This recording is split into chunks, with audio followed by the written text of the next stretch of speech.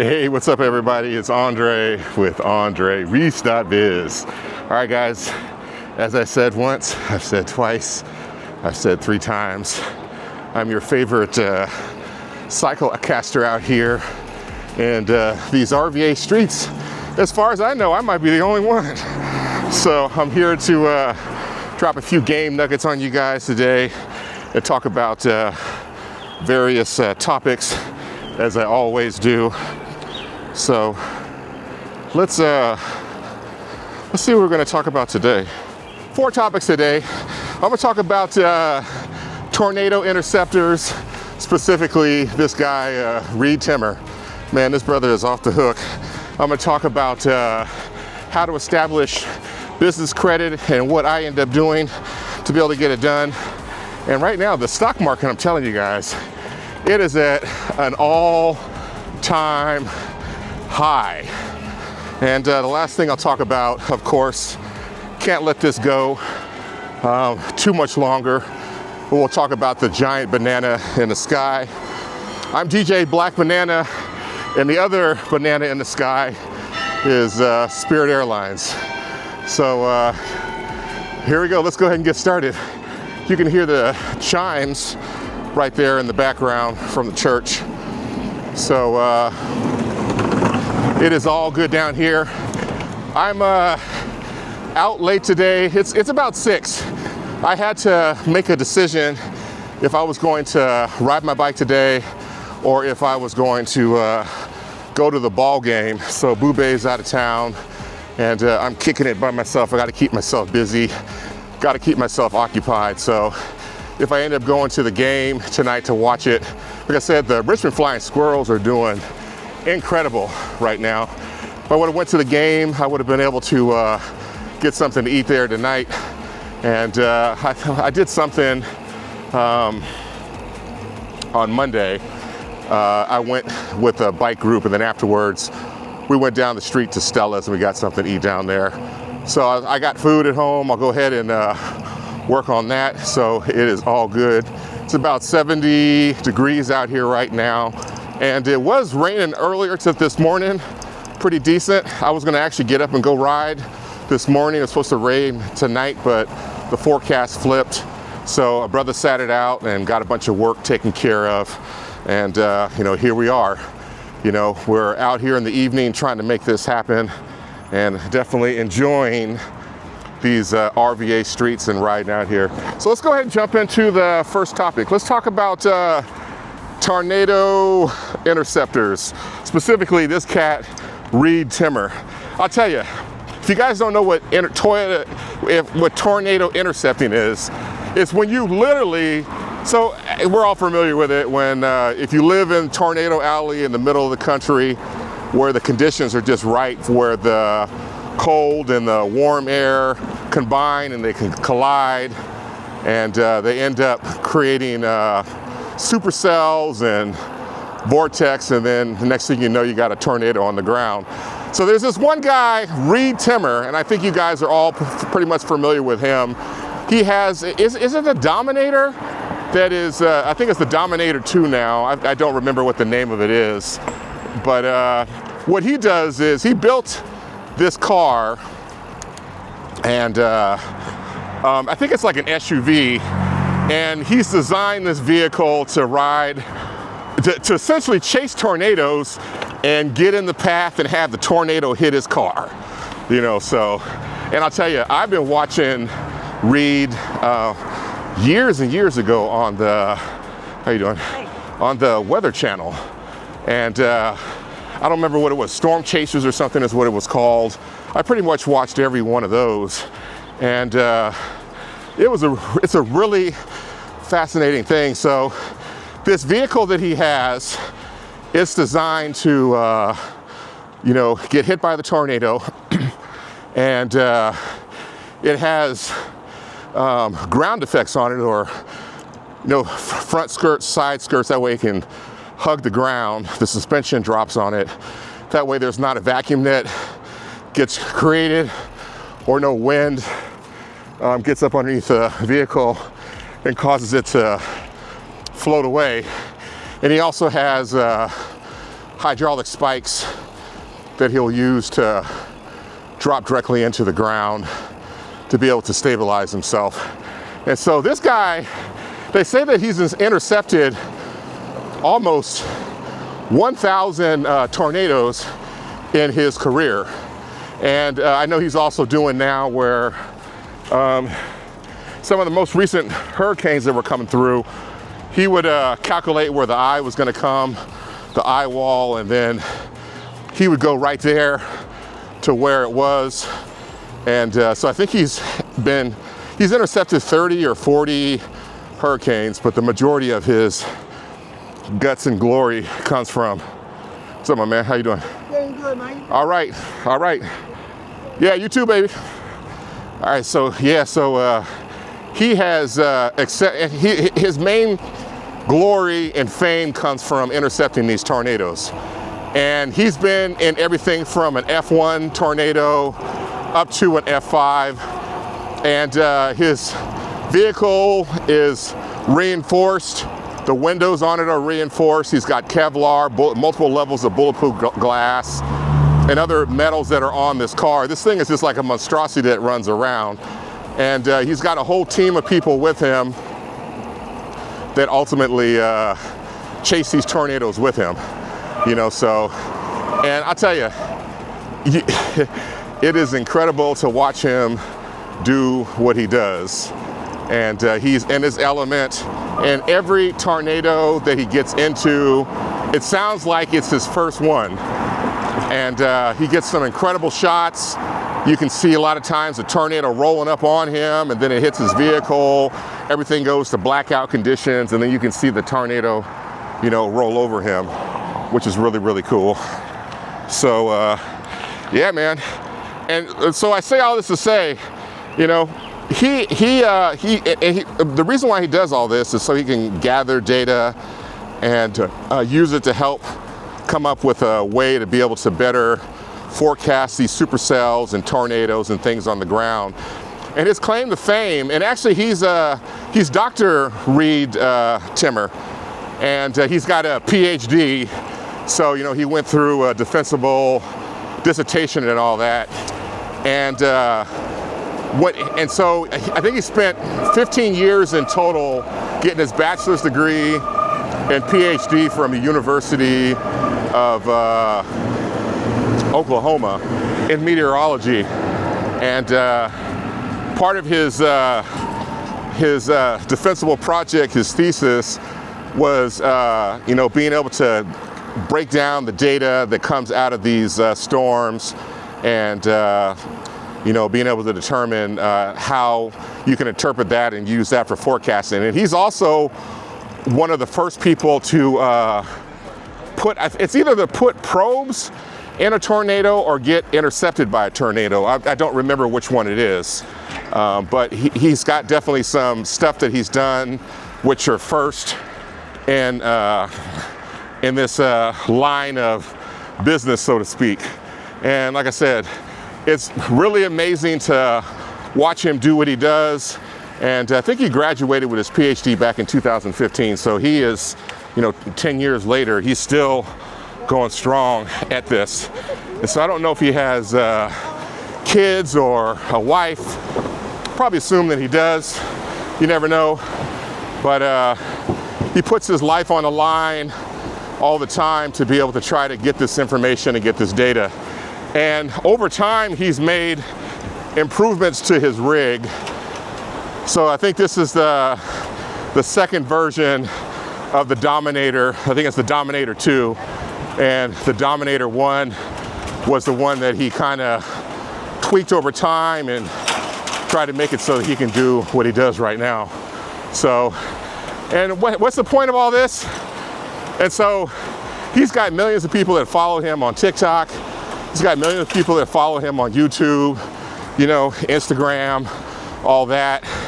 And, you know, whatever it is that you guys love to do, no matter how wild, how crazy it is, you can definitely turn that into a business at some point.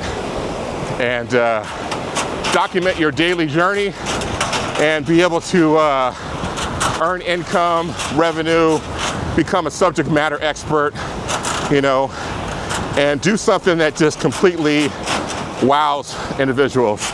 And if you look at Reed, nothing special about him, just an ordinary guy, you know, but he's doing something that he absolutely loves. And I think all of us nowadays need to have something that we're passionate about, that we look forward to every day, and try to do it as much as possible.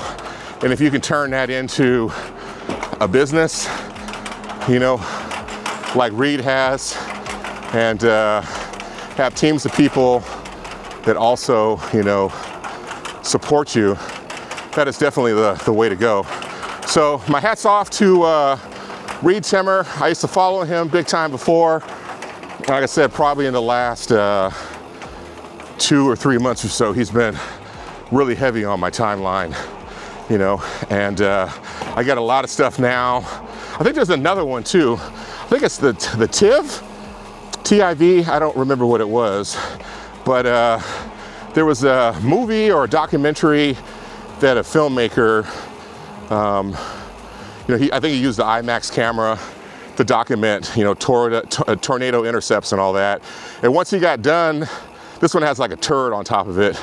And once he got done with the project, he didn't need the car anymore. So he ended up selling the vehicle off to another person that is into intercepting tornadoes, and that's what they use it for.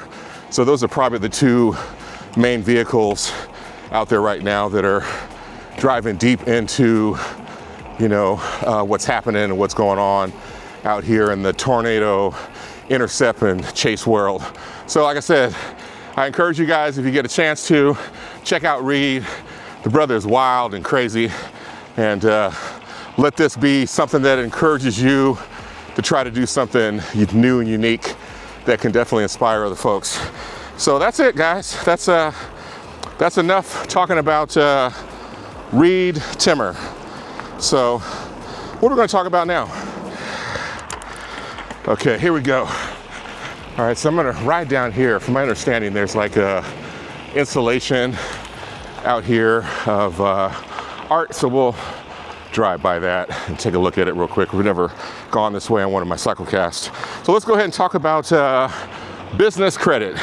Man, I'm telling you, I constantly see all the time people that are on TikTok and YouTube and, you know, Facebook that are talking about all these things that you need to do, should do, probably should do in order to get business credit for your business. And they talk about a lot of things that you can do. You can, you know, open up an LLC, and then next thing you know, you can get approved for like $100,000 worth of credit. It's almost like on a scam tip in a way. You can get approved for $100,000 worth of credit, and then turn around and take cash advances and put all that money into your account, and then ride that off into the sunset. So let me flip this around here. So this is an art installation that they've done out here, which is really, really cool. And so they had artists that were out here doing this. And this, I think they're thinking about trying to do an installation at some point that's permanent out here, but they wanted to at least put this here for now. So let me turn around real quick and show you guys one more time here. Here we go. We're doing good. So there is the art installation. So very, very cool. The graffiti that they've done here is all done via spray paint. And, you know, I've got a client that does these type of things, commission pieces. He uses spray paint to be able to do them. You know, so here's another look over here at this one here. So let me turn around here so you guys can see this one here. So very, very cool.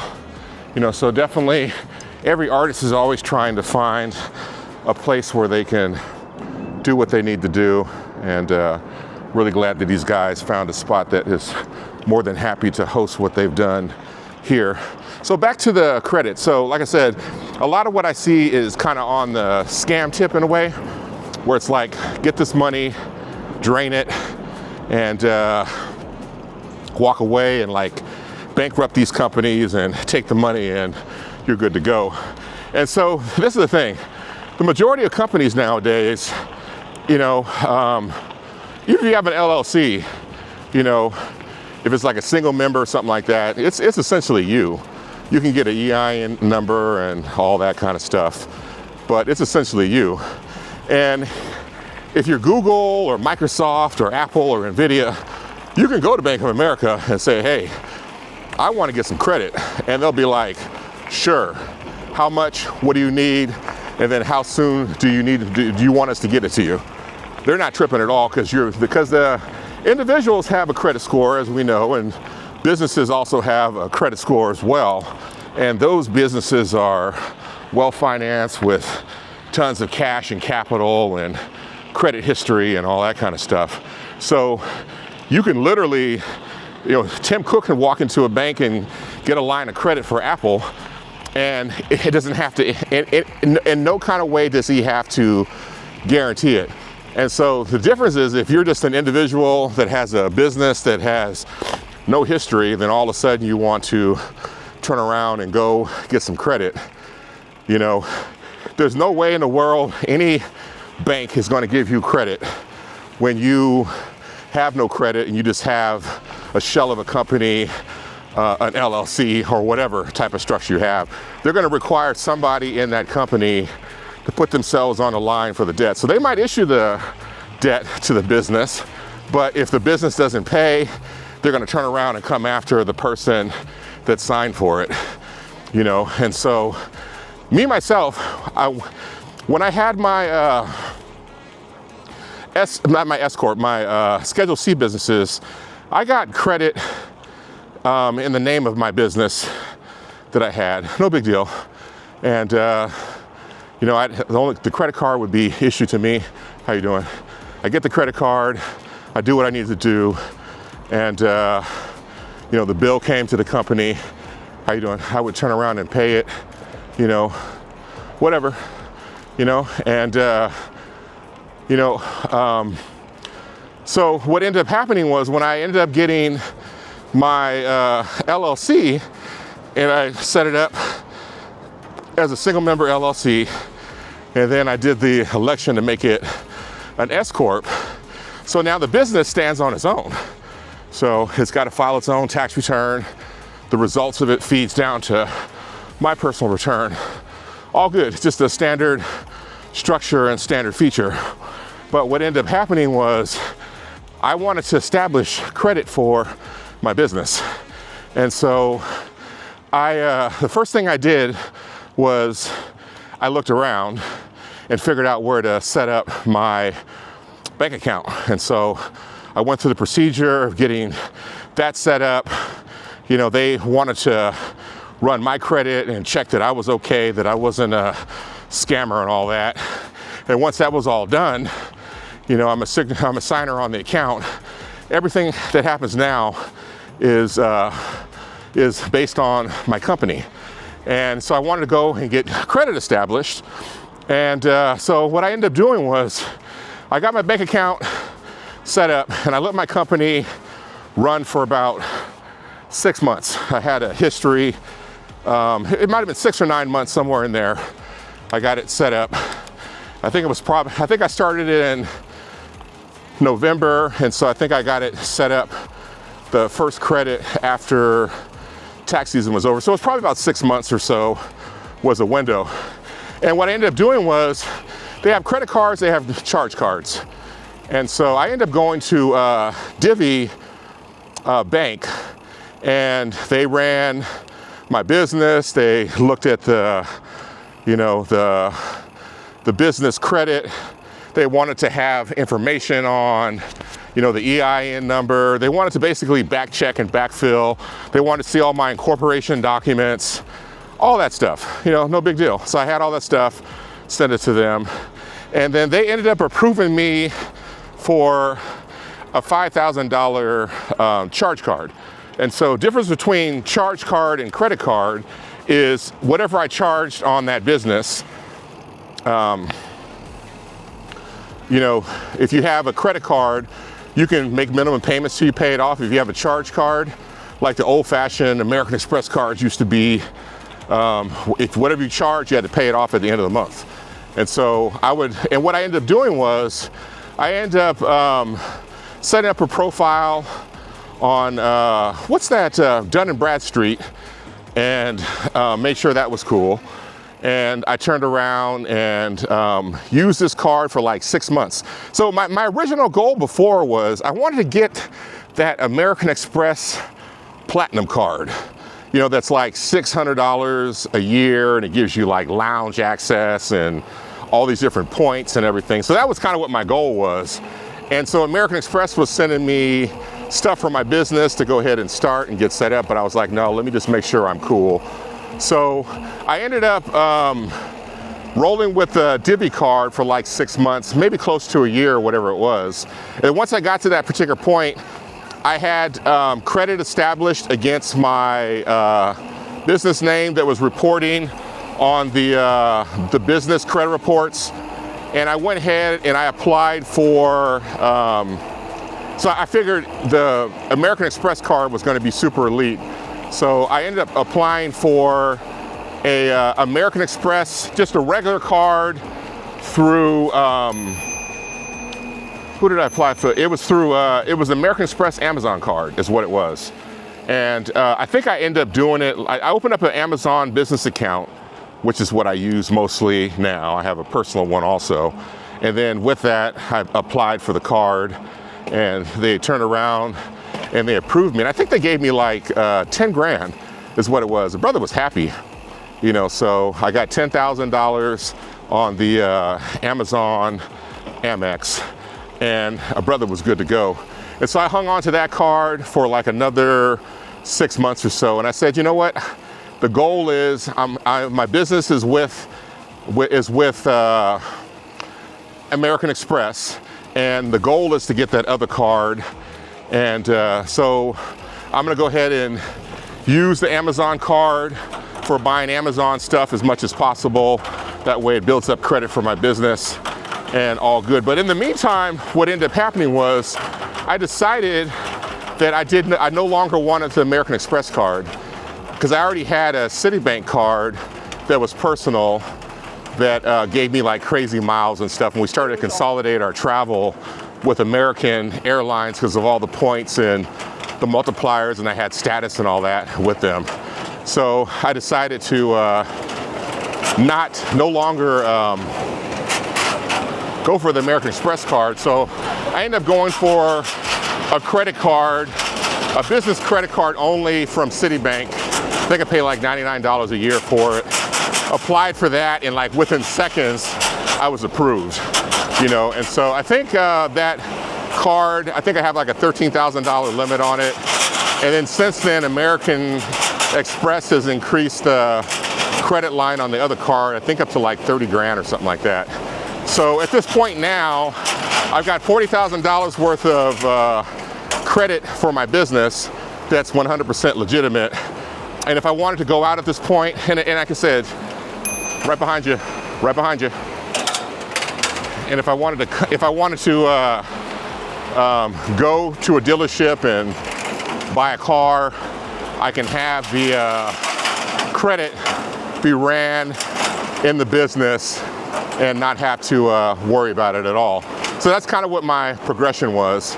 And so what's the benefit of having, you know, your, so the thing is, like for example, all the cards I have now, whether it was the Divvy or whether it was the American Express or whether it was the Citibank, I'm all the personal signer and guarantor of all those cards. So if something happened with the business, they're gonna get it out of my behind if I don't turn around and pay them, if the business doesn't pay them. All good, I'm not tripping on that at all, you know, and on your right. So brother's not tripping on that at all, you know, but like I said, somebody's gonna be on the hook for this debt. But the thing is, for all the cards I have, they ran inquiries on my personal credit, and they showed up on my credit report. They stayed there for 2 years until they started to fall off. You know, and even when I was trying to, we're trying to buy our house, they want to ask about everything. So they ran my personal credit report. They saw that I had an inquiry from Citibank. They wanted an explanation of that, and I had to show proof that I was the guarantor of that card, but it's a business card, it's a corporation, and you know, that's why the inquiry showed up there. Not like I inquired for something and got turned down and wasn't issued credit. I had to kind of show them that a brother was cool. So that's kind of what happened there overall with the credit situation. So, you know, and if you end up doing, like for example, if I decided right now to, if my American Express card that I have now was in my name and I'm using it for my business and I run it up to 30 grand, you know, my personal credit score is going to tank. You know, because I have an ongoing balance, I'm not paying off, my utilization is crazy, blah, blah, blah, blah, blah. But when you have your credit on your business, you know, you may get an initial hit, an inquiry, but whatever activity you have on your credit card doesn't show up in the personal credit report. Now, you can't hack the system and then just go ahead and just make up all these fake businesses and then turn around and get set up with, you know, credit, just so that they're not going to be on your personal credit report. Part of your agreement that you have to sign with the credit card companies is that the credit cards are used strictly for business. So if you start charging OnlyFans and a whole bunch of other stuff on there, you know, they're going to use their sophisticated technology to peep out what you're doing. And you might get the credit card canceled. So you don't want to definitely do that. So you always want to do the right thing and be honest and straightforward about whatever it is that you decide to do. There's always going to be a way to be able to try to make that stuff happen. So, you know, all good. So the final things I want to say here is, if you want to start credit for your business, you know, you're going to have to put your behind on the line. Like I say, put my black-owned business on the line for my business. There's no free lunches in this world, and anything else out there is a scam. And you know, maybe the first person that did it got away with it, but the banks, they all work together, and they report to the feds and all that stuff as well. So you want to never get involved in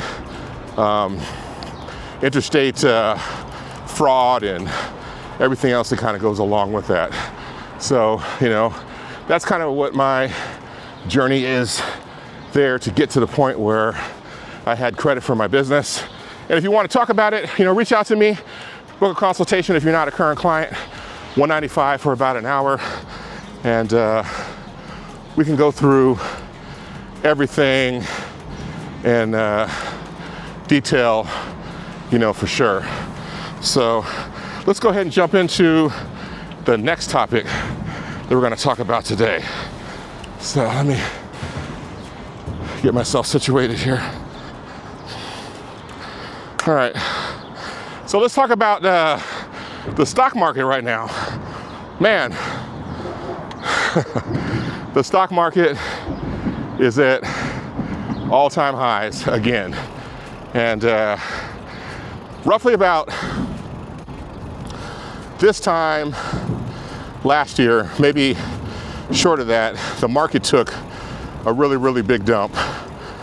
And we all know when the tariffs all jumped in and started popping off, the market sold off significantly, man. And some people panicked. Some people decided, let's see here. Some people decided that they were going to sell off their portfolios, and other folks, the smart folks, you know, continue to dollar cost average into the market and buy a little bit every day or every week or, you know, a few times a month, whatever it might have been. And those folks that have done that have been handsomely rewarded. And also, recently, when the war started, you know, I don't know if you can technically call it a war, because You know, we've only declared war. We have not declared war at all since World War II. That was the last time that Congress got together and declared war on somebody. All these other things that we've had along the way, Iran, Iraq, and the thing we're involved in now, you know, they're technically not considered to be, you know, but, you know, it is what it is. We've got troops, we've got people over there, so I'm not here to try to, you know, debate any of that there at all. I'm just being trying to be technically correct. But when the war or the skirmish or the elevated, you know, theatrical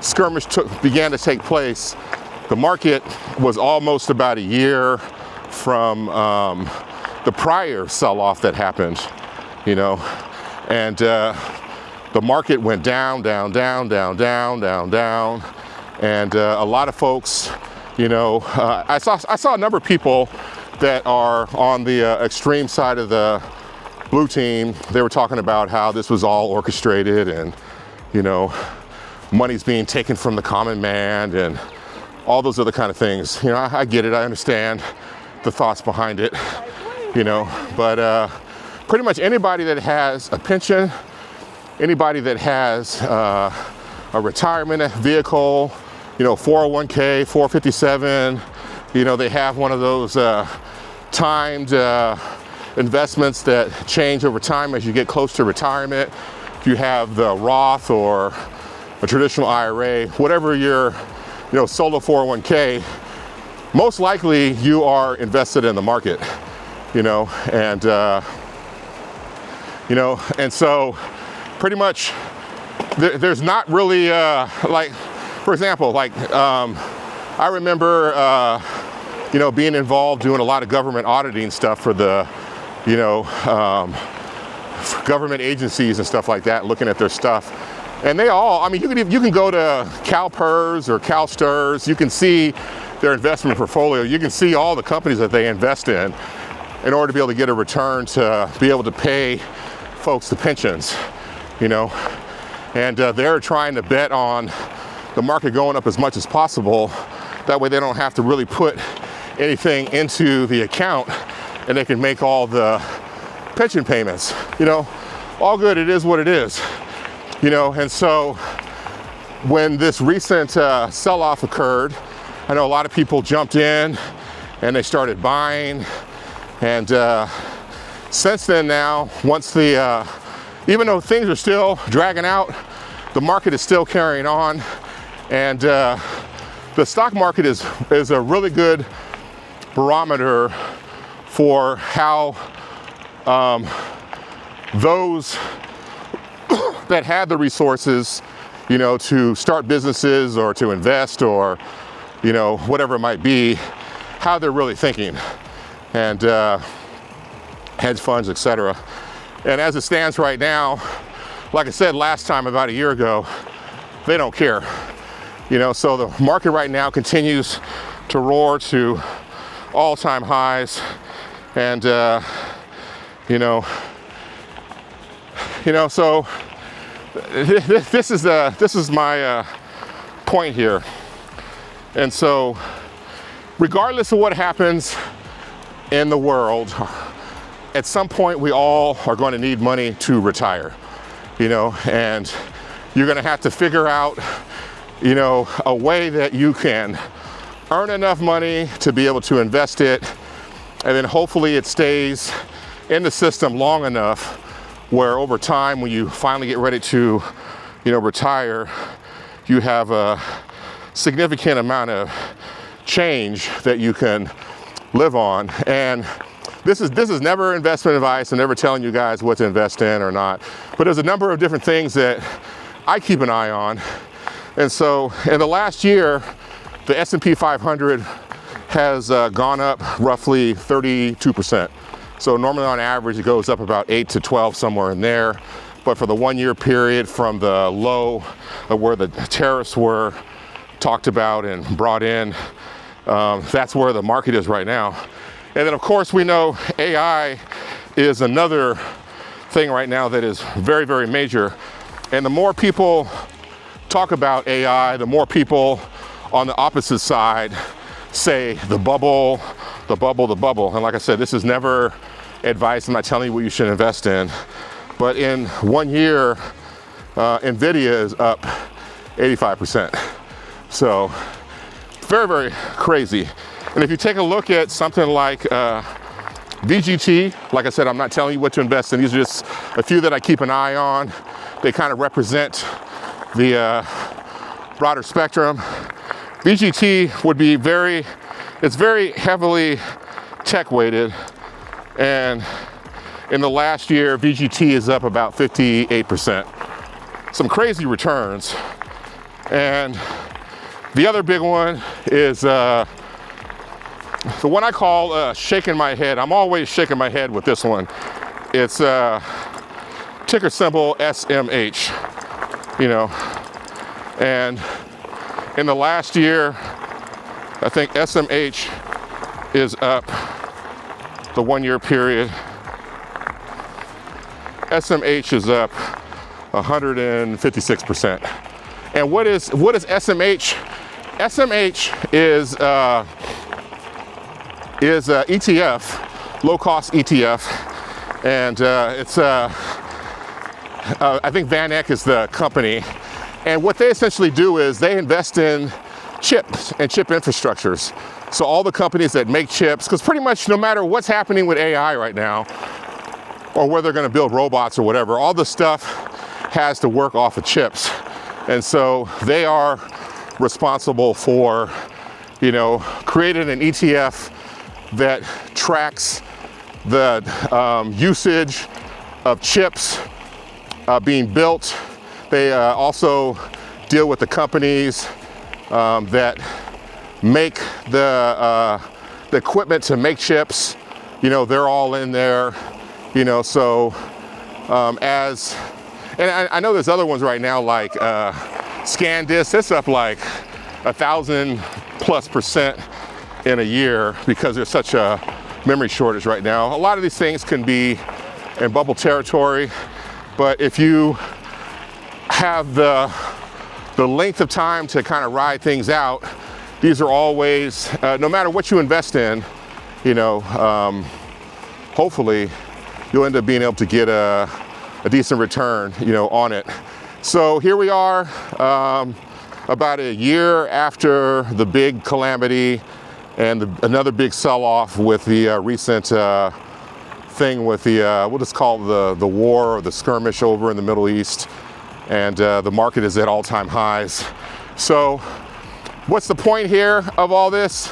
Like I said, at some point down the road, we all are going to have to retire and we're going to have to be able to live. And so if you take all your money you have and just put it in a CD account and save it, unless you're making tons of money, that might not cut it. The majority of folks are going to have to generally, you know, put their money in an investment that provides a higher return. And the longer you can have it there, the more it will turn into something, you know, long term.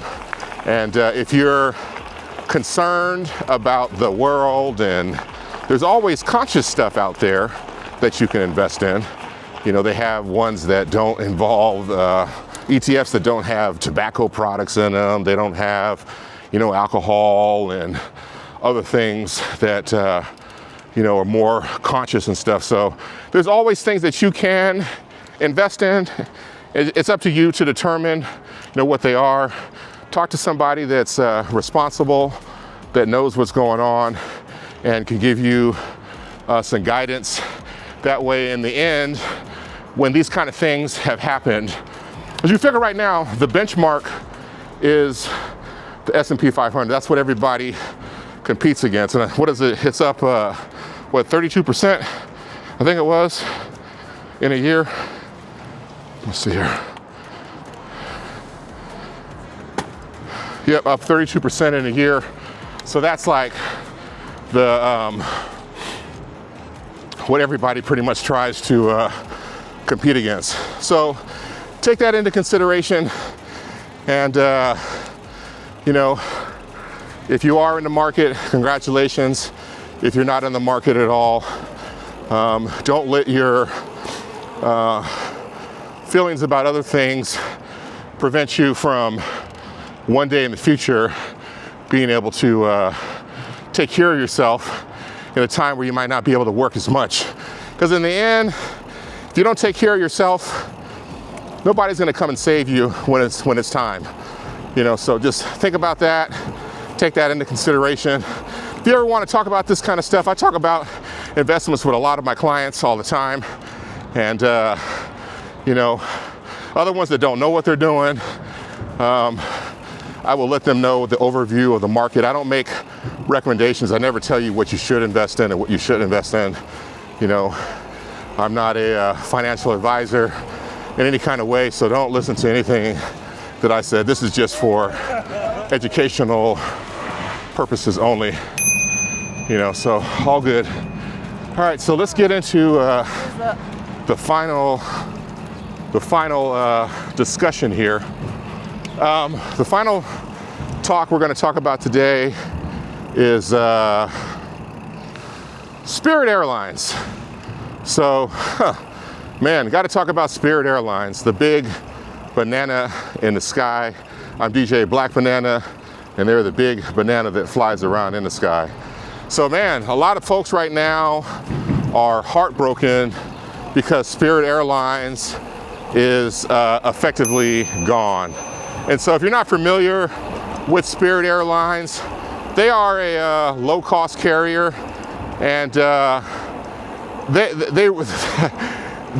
they really have allowed a lot of people that may not be able to travel because of some of the higher costs you're going to experience with you know, with travel, et cetera, that you're going to find on the majors. You know, they pretty much created a model where you can buy like, and sometimes they've had $9 and $19 and $25 seats. And, you know, if you want to bring a bag, there's a upcharge for that. If you want a bag of peanuts, there's an upcharge for that. If you want to be able to select your seats, you know, there's an upcharge for that. If you want to check a bag under the plane, there's an upcharge for that. So by the time, you know, everything is all done, you know, that $19 seat might be $200, you know, especially if you're going to try to fly and go someplace.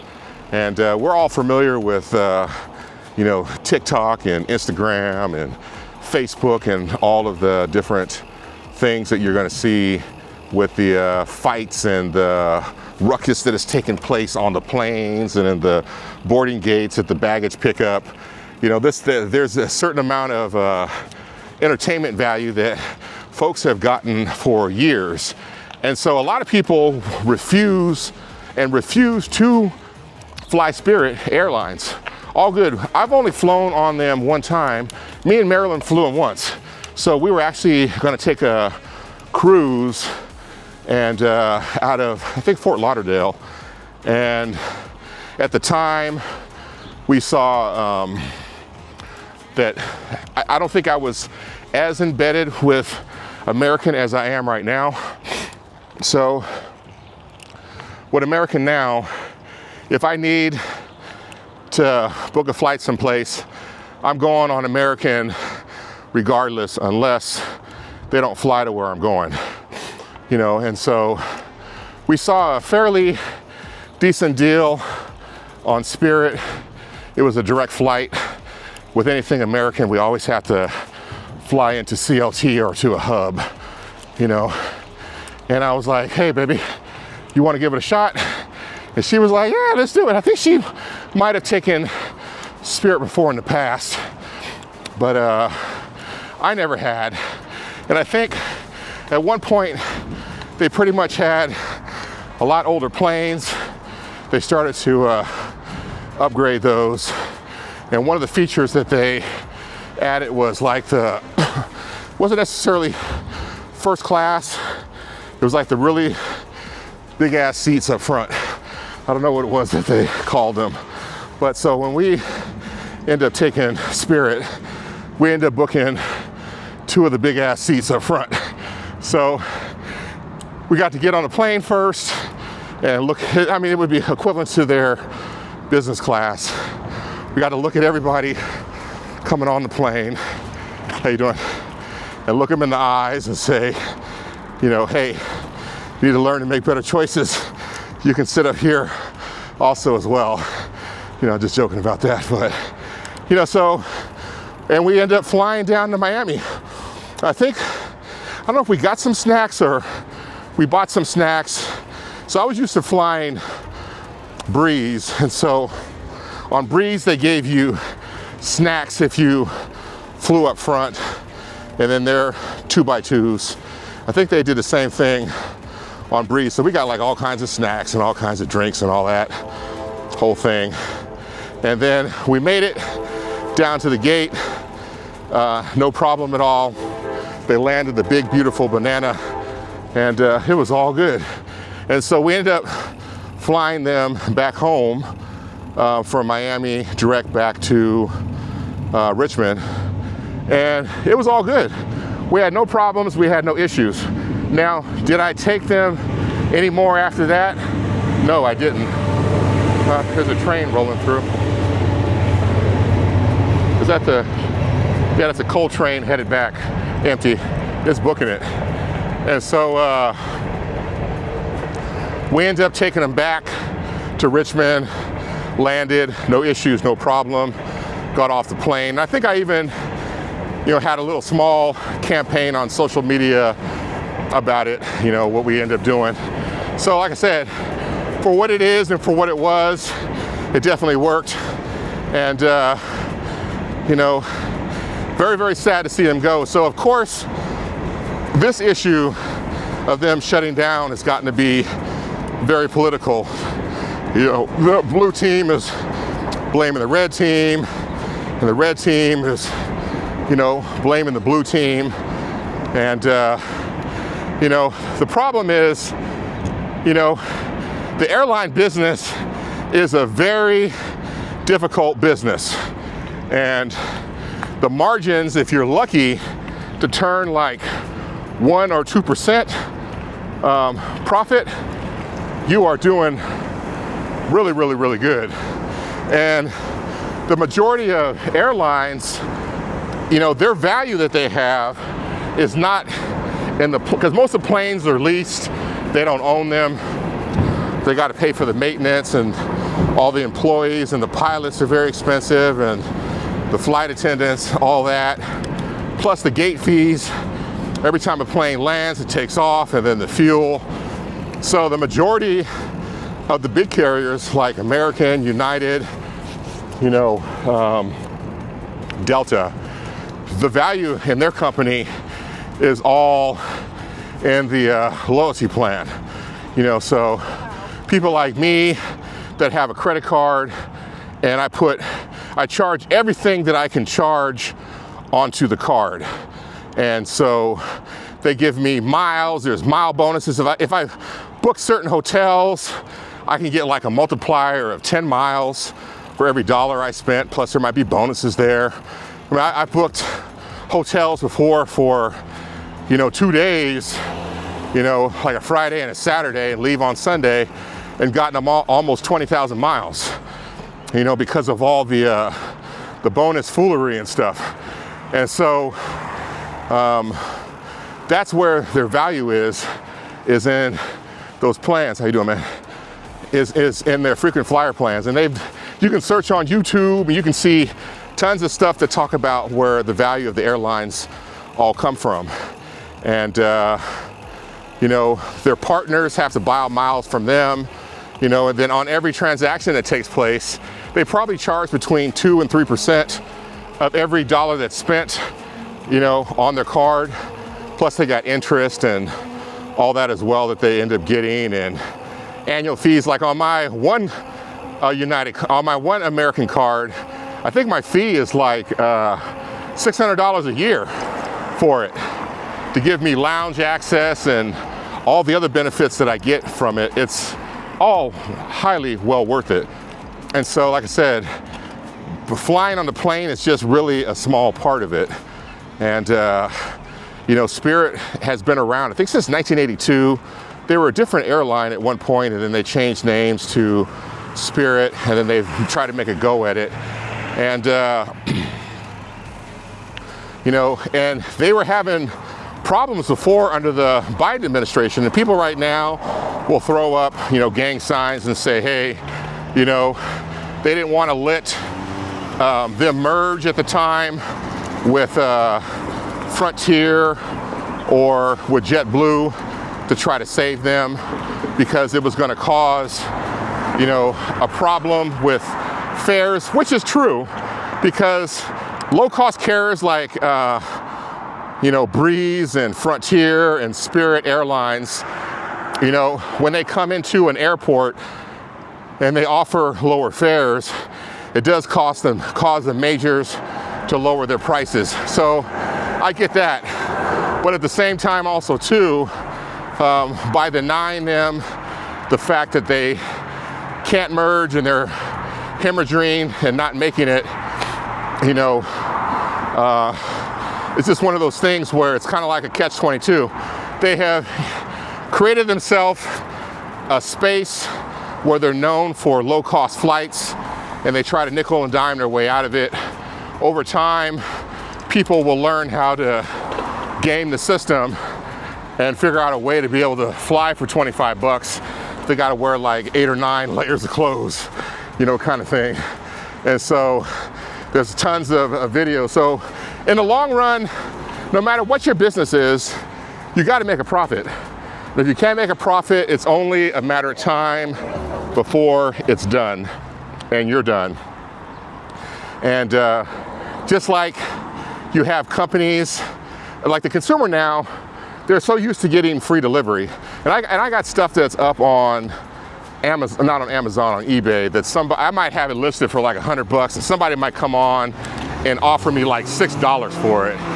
And I cheerfully decline those things. And it's because all my things have free shipping. And so the shipping of a CD to their house might be $6.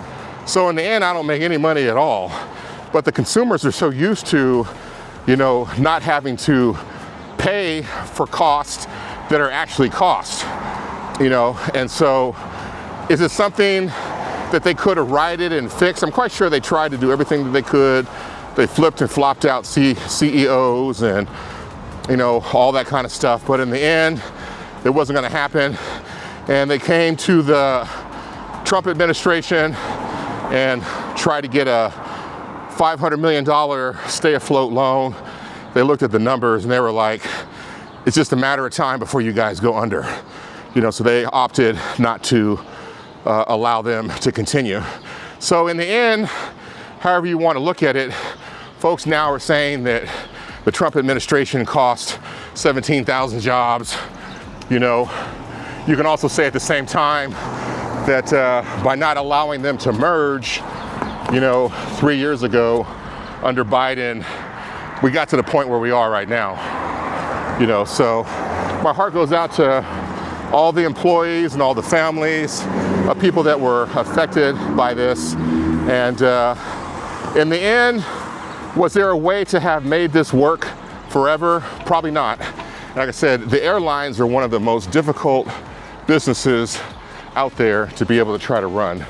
So difficult, and they don't have the same type of infrastructure as all the other airlines do, as far as like Delta with you know, loyalty plans and all that. And that's where they all make their money from. And so, like I said, I listened to the last flight coming in. I think it was into Dallas, and it was at nighttime. The guy was like, hey, are there any other birds in the sky, the Spirit? And the guy looked, he said, no, I think you guys are the last one. And so they flew that plane in and landed it. And so the people in the tower were wishing them well. Other pilots that were out there also were wishing them well, and all the employees and all that as well. So that was the moment when, once that plane hit the ground, it was 100% done for them. And so, you know, I know the pilots are going to have a really easy time finding positions, and hopefully the other people as well will be able to find positions, especially the people that are on the ground and you know, handling the pushbacks and, you know, loading the luggage, because they're always have a shortage of people that are doing those positions. So I think the people that are probably the most at risk are going to be the ones that are going to be internal operations inside of the office. You know, so those guys are all capable of applying for unemployment, and hopefully they are all able to land. So, you know, like I said, my heart goes out to all of them. I hope that they're able to, you know, be able to make it happen. And then the lesson to be learned is, you know, and a lot of people said they knew this was coming.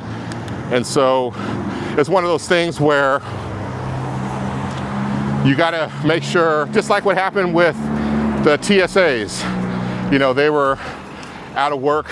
They were not getting paid for a long time. And I think, I'm not sure if part of DHS now is still not getting paid. So you're going to have to make sure that you have savings put up and that you have provisions set aside. That way, if something happens, you're going to be able to ride it out. And ultimately, in the end, you're going to end up, you know, being okay. And they talked about, you know, fuel prices is what brought them down. But I'll tell you what, the airlines, let me make sure I can get across the street here. So the airlines, they, not so much anymore. A lot of them have stopped, but they used to hedge their positions and buy fuel a year in advance. And so Spirit did not do that at all. And pretty much all the US airlines right now, pretty much none of them hedge anymore. I think Delta does do just a little bit, and only in the sense that they actually bought a refinery, or they have ownership in a refinery that makes jet fuel. So they're able to, you know, make sure that they have what they need. But airlines outside of the United States, they still do a lot of the contracts to lock in fuel prices. You know, so when fuel prices went up, of course, that did have an effect on them, and they're already on life support as it is already. And it's just kind of like the last little straw that broke the camel's back. So at some point, they were going to go out of business. It was inevitable. This just kind of sped up their demise. And like I said, sorry to hear about all this. And I hope everybody out there lands fine. So that's it, guys. That's the end of this. And I thank you guys for tuning in. I'm out of time. And I appreciate you, as always. I'll see you guys on the next CycleCast. Peace.